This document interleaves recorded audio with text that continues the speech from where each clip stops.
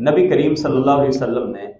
ہمیں قیام کرنے کی تلقین کی، ترغیب دلائی۔ من قام رمضان ایمان واحتسابا غفر له ما تقدم من ذنبه، جس نے رمضان کی راتوں کا قیام کیا ایمان کی شرط کے ساتھ اور اپنا احتساب کرتے ہوئے، ثواب کی امید لیتے ہوئے، غفر له ما تقدم من ذنبه، اللہ رب العزت اس کے سارے پچھلے گناہوں کو معاف کر دے گا۔ نماز تراویح جس کو ہم بولتے ہیں، تو نبی پاک صلی اللہ علیہ وسلم سے اس قیام کی بڑی فضیلت آئی ہے۔ اگرچہ آپ نے اپنی زندگی میں صرف 3 دن نماز تراویح بعد جماعت کی شکل میں پڑھائی، مگر آپ کا اپنا معمول یہ تھا کہ آپ اس قیام کو ساری زندگی میں، وہ رمضان ہو یا غیر رمضان ہو، آپ نے ہمیشہ ان 11 رکعات کو ادا کیا ہے۔ اور انہی 11 رکعات کو جب آپ نے 3 دن قیام کروایا بعد جماعت شکل میں، تو وہ قیام بھی آپ نے ایک ایک دن چھوڑ کے کروایا تھا اور آخری عشرے میں کروایا تھا۔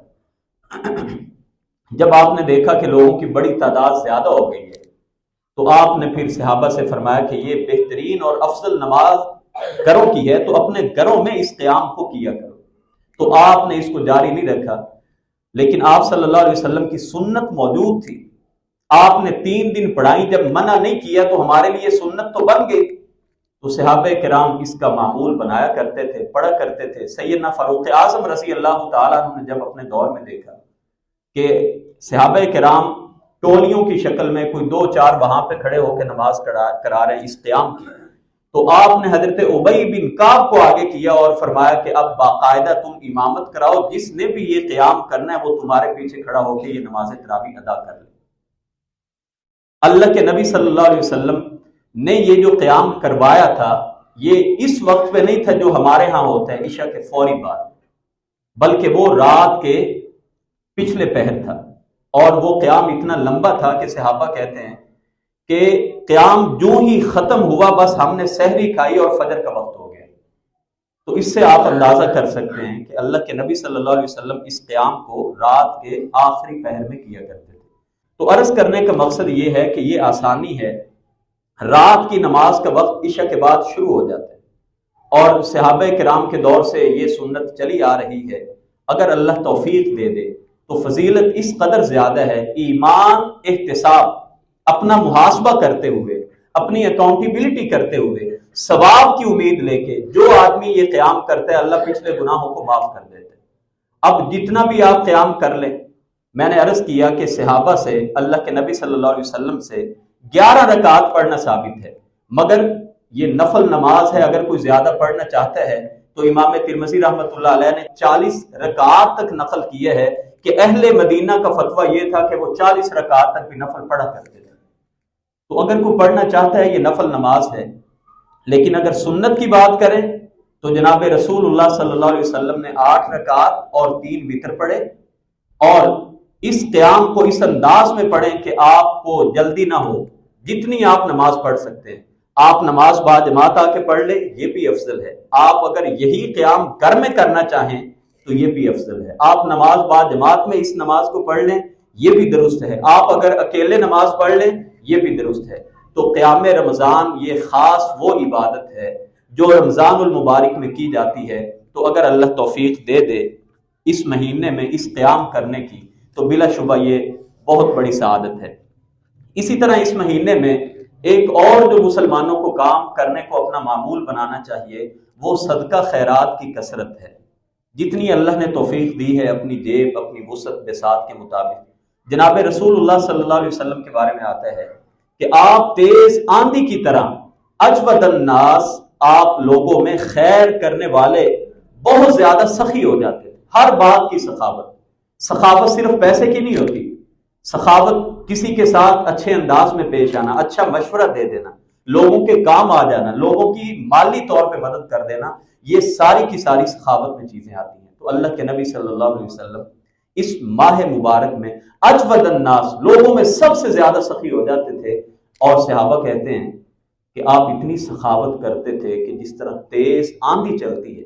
تیز طوفان آتا ہے، آپ اس قدر اپنی اس سخاوت میں شدت اختیار کرتے تھے۔ اسی طرح ایک اور عمل جو خاص ہے اسی مہینے کے ساتھ، کہ اللہ کے نبی صلی اللہ علیہ وسلم نے فرمایا من فطر صائما، جس نے کسی روزے دار کا روزہ افطار کرایا، اللہ اس روزے دار کو جتنا اجر دے رہا ہے اتنا ہی اجر اس بندے کو ملے گا جس نے افطاری کرائی۔ تو افطاری کرانا یہ بھی ایک فضیلت والا عمل ہے، مگر اس افطاری کے کرانے میں جو فرض چیز رکھی گئی وہ یہ ہے کہ رزق حلال کا ہو۔ حلال کمانا وہ فرض ہے، افطاری کرانا فرض نہیں ہے۔ اور پھر افطاری تو آج ہمارے اپنے سٹینڈرڈ بن گئے ہیں، افطاری میں بھی جب تک 10-15 ڈشز نہ ہوں اور اقسام کے کھانے نہ پڑے ہوں تو ہم سمجھتے ہیں شاید یہ افطاری ہی نہیں ہے۔ تو افطاری میں اگر کوئی بندہ کھجور پیش کر دیتا ہے تو وہ بھی اس فضیلت کا مستحق بن جاتا ہے۔ کسی کو کوئی اگر پانی پلا دیتا ہے تو اس نے افطاری کرا دی، اس میں کھانا کھلانا یہ شرط نہیں رکھی۔ من فطر صائما، جس نے کسی کو روزہ افطار کرا دیا، ہاں اگر کھانا کوئی کھلا دیتا ہے تو یہ بڑا فضیلت والا عمل ہے، مگر غریبوں کو اس اجر سے ہم محروم نہیں کر سکتے کہ یہ صرف اور صرف۔ اور پھر ہمارے ہاں تو خیر بہت ساری افطاریاں جو ہیں وہ روزے خراب کرنے کے لیے بھی ہوتی ہیں، اور پورا مہینہ ہمارا سیزن ہی افطاریوں کا چل رہا ہوتا ہے، اور نہ تلاوت ہو رہی ہے اور نہ ہماری عبادات اس طرح سے ہو رہی ہیں۔ خیر افطاریوں کو چھوڑ کے اب تو ہمارے گھروں میں بھی یہ لگتا ہے کہ شاید رمضان آتا ہی صرف کھانے پینے کے۔ سوچنے کی بات یہ ہے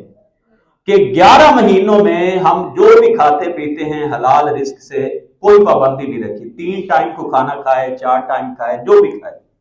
لیکن اس ایک مہینے میں حلال چیزیں بھی ہم سے دور کر دیں کہ صبح سے شام تک تم نے بھوکے پیاسے رہنا ہے۔ اس کے اندر بہت ساری حکمتیں ہیں، تو ہمیں تو کھانے سے دور کیا گیا، سحر کھاؤ افطار کھاؤ، اور ہم اس مہینے میں بقیہ 11 مہینوں سے زیادہ بد پرہیزی کرتے ہیں۔ زیادہ تر ہمارے جو گھروں میں نے روٹین دیکھی، جن لوگوں کے اپنے کام ہیں وہ ساری رات رمضان میں سوتے ہی کوئی نہیں، اور سحری کے بعد سوئے، ظہر کے ٹائم تک سوئے رہے، اور ظہر کے ٹائم اٹھے تو خواتین ان کی کچن میں چلی گئیں اور افطاری تک جناب کچن کی تیاری ہو رہی ہے۔ تو اسی لیے جو رمضان ہے یہ صرف دسترخوان سجانے کے لیے اور جو افطاریاں ہیں ان کا بندوبست کرنے کے لیے نازل نہیں ہوا، اس کے اور بڑے مقاصد ہیں۔ اگرچہ یہ چیزیں بھی جائز ہیں، دین نے منع نہیں کیا، اچھی افطاری آپ کریں۔ عرض کرنے کا مقصد یہ ہے کہ سارا وقت ان چیزوں پہ صرف نہ کریں، خواتین کو بھی پورا موقع دیں کہ وہ گھر کے اندر عبادت کریں اور رمضان کی جو خیر و برکات ہیں وہ سمیٹ سکیں۔ تو ایک عمل جو اس مہینے میں کرنے کی ہمیں تلقین کی گئی وہ لوگوں کو روزہ افطار کرانا ہے۔